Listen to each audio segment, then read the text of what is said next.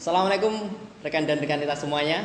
Kita kembali lagi bersama saya di Bincang-bincang Pelajar NU. Nah, di sini saya sekarang bersama dengan rekan Muhammad Khairul Muslim selaku Ketua PAC Kecamatan Wonodadi.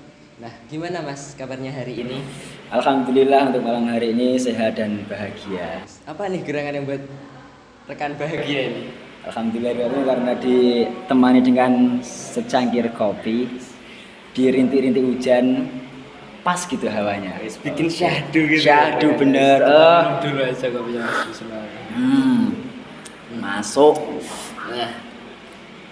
Nah, rekan di sini saya mau kepo nih. Oke. Pengen tanya, apa sih Ibnu menurut rekan Muslim? Oh, Ibnu. Apa ya Ibnu itu ya? Ya. Jadi kita awali dengan Ibnu sendiri. Ibnu itu adalah singkatan dari Ikatan Pelajar Nahdlatul Ulama. Di situ merupakan wadah bagi masyarakat atau mungkin remaja di usia pelajar untuk lebih mengenal atau mendalami tentang Nahdlatul Ulamaan. Karena bisa dibilang Ibnu ini adalah suatu badan otonom yang paling bawah, jadi paling dasar untuk menjaga embrio-embrio dari NU itu agar tetap terjaga dan dapat diteruskan sampai nanti di jenjang berikutnya. Jadi Ibnu ini adalah benih-benihnya nanti yang bakal menjadi tokoh NU ya? Iya benar, jadi Ibnu itu bagikan benih unggul yang ditanam di tanah dan dia akan tumbuh menjadi sebuah tumbuhan yang akan menjadi harapan bagi bangsa di masa depan. Pastinya itu sangat kokoh ya. Wah pasti, Untuk dirawat seperti malika dan dijaga seperti itu. Rasanya tidak pernah bohong ya. Tidak pernah bohong, tapi yang bohong adalah perasaan dia kepada saya. Aduh, terlalu dalam ini. Kemudian untuk peran Ibnu di masyarakat, terutama di Kecamatan Wonodadi ini kurang lebih seperti apa? Oke. Jadi karena kita di Ibnu itu masih ranahnya pelajar ya. Jadi di Ibnu itu ada jargonnya yang namanya belajar, berjuang dan bertakwa, seperti itu. Jadi di masyarakat itu di usia kita yang mana masih di usia pelajar, baik usia SMP sampai masa perkuliahan. Di situ kan masa-masa kita untuk belajar ya kan. Entah belajar ilmu pengetahuan dan ilmu moral dan nanti kita aplikasikan di masyarakat. Nah, karena kita masih ranahnya pelajar, biasanya para anak-anak Ibnu yang biasa disebut dengan rekan-rekan kita itu, mereka akan membaur dengan masyarakat, membaur untuk melakukan kegiatan yang dimana di situ ranahnya kepada penguatan ke-NU-an seperti itu. Dan juga kita mempersiapkan sebagai manusia-manusia yang siap terjun di masyarakat. Karena kita selain di belajar, kita juga diajari dengan perjuangan. Nah, perjuangan di sini, organisasi ini adalah organisasi non profit Mas ya. Iya. Bisa digarisbawahi, organisasi ini adalah organisasi non profit. Barang siapa yang mau berjuang, dia akan memanen di kemudian hari. Karena perjuangan tidak akan pernah mengkhianati hasil. Seperti itu. Oke. Dan juga di sini di usia pelajar ini kita seperti jargonnya belajar, berjuang dan bertakwa. Yang paling akhir dan yang paling penting adalah bertakwa. Karena kita di masa remaja ini banyak sekali yang namanya penyimpangan-penyimpangan. Jadi kalau kita tidak memupuk diri dengan ketakwaan sejak dini, maka kita akan gampang salah pergaulan seperti itu. Jadi ibaratnya Ibnu ini adalah sebuah wadah yang mewadahi para pemuda-pemuda agar mereka tetap di jalan yang lurus, di jalan Nahdlatul Ulama seperti itu. Tuh, dengar gimana? Harus diperhatikan kata-kata dari Ketua PAC Wonodadi. Nah, di Ibnu ini sebagai wadah supaya kita tidak terjerumus ke pergaulan bebas atau kenakalan remaja yang lain seperti itu gitu. Walaupun di Ibnu itu anak-anaknya beragam juga. Mungkin tidak semua di Ibnu itu dari pondok pesantren dan lain sebagainya. Karena ini sifatnya kemasyarakatan, kita harus menyatukan visi misi dari berbagai karakter mereka, dari berbagai kehidupan sosialnya masing-masing, yang dimana kita mendoktrin mereka itu agar tidak kehilangan jati diri mereka sebagai kader-kader Nahdlatul Ulama seperti itu. Mungkin mereka ada yang suka mungkin musik orkes, musik karnaval dan lain sebagainya. Tapi jangan sampai mereka itu lupa akan identitas mereka sebagai kader-kader NU seperti itu. Maka dari itu kita di ranah pelajar ini kita mendoktrin sejak kecil, menanamkan sejak kecil agar nanti terbawa sampai masa tua mereka seperti itu. Itu rekan dan rekanita. Ibnu ini sebagai wadah untuk menjaga moral tentunya yang paling sangat berperan ini moral.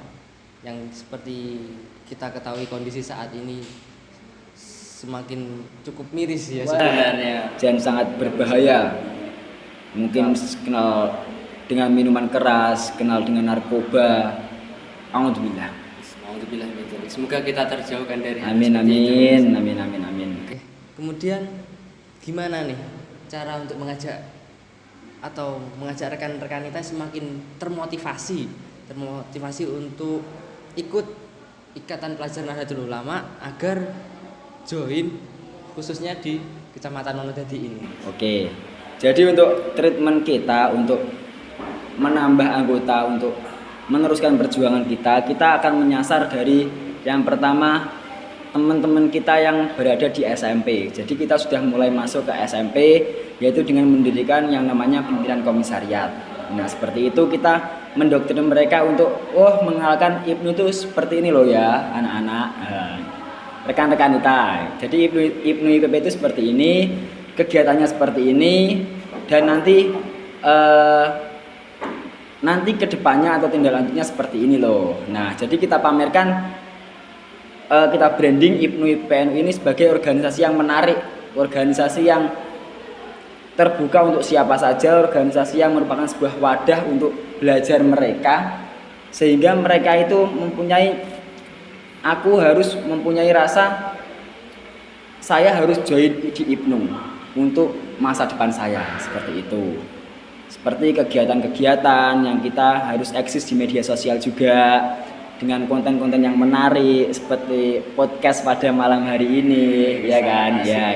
Ini merupakan sebuah inovasi dari teman-teman yang menjadi daya tarik untuk para kader-kader muda yang belum tersentuh oleh Ibnu dan IPPNU. Selain itu kita juga banyak channel di lingkungan atau di desa-desa setempat. Seperti di Wonodadi ini ada 11 kecamatan ya.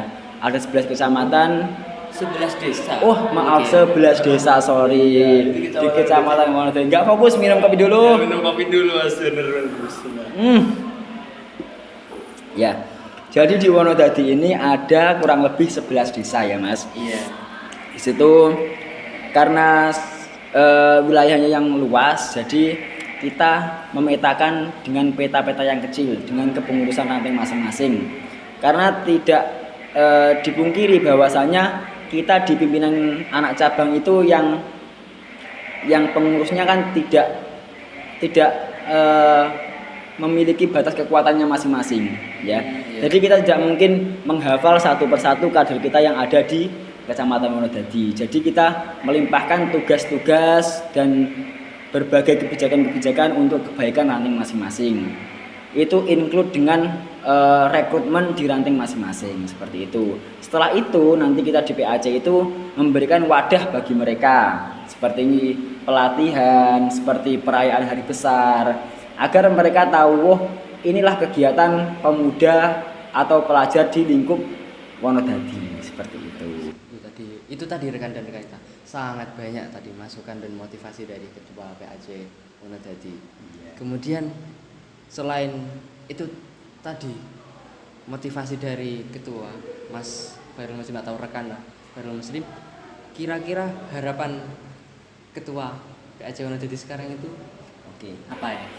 Untuk harapannya yang pasti PAC ini tambah jaya, tambah sukses. PAC ini terus hidup dari masa ke masa karena kita di pimpinan anak cabang ini masa khidmahnya terbatas hanya 2 tahun. Kita di sini tidak hanya untuk memperkaya ilmu pengetahuan kita sendiri, tapi kita harus juga mempersiapkan kader-kader berikutnya yang bisa meneruskan perjuangan kita di wilayah Wonodadi. Seperti itu. Jadi harapan kami seluruh ranting di Kecamatan Wonodadi aktif, baik dari kegiatan, baik dari keanggotaan, aktif dari administrasi dan lain sebagainya, sehingga Wonodadi ini mempunyai atmosfer yang lain. Kita tidak masalah tentang perbedaan. Nanti di Jaten dengan kulturnya seperti ini, di Kunir, di Salam dan lain sebagainya. Nanti kita akan satu padukan di pimpinan anak cabang, seperti itu. Yang penting harapan kita di pimpinan anak cabang, semoga organisasi ini terus membumi khususnya di Wonodadi, dan juga seluruh kegiatannya aktif dan diikuti oleh seluruh kader-kader muda di wilayah Wonodadi. Seperti itu. Amin. Nah, itu tadi harapan dari Ketua PAJ Wonodadi. Jadi ketua saya kan juga anggota dari PAJ Wonodadi. Siap. Saya ini sebenarnya juga masih anak buahnya Mas Muslim ini. Oke, kalau kita di sini tuh nggak ada yang namanya istilahnya anak buah ya, karena kita organisasi ini milik kita bersama. Jadi monggo kita anggap ini sebagai rumah kita, entah rumah kedua, entah rumah ketiga.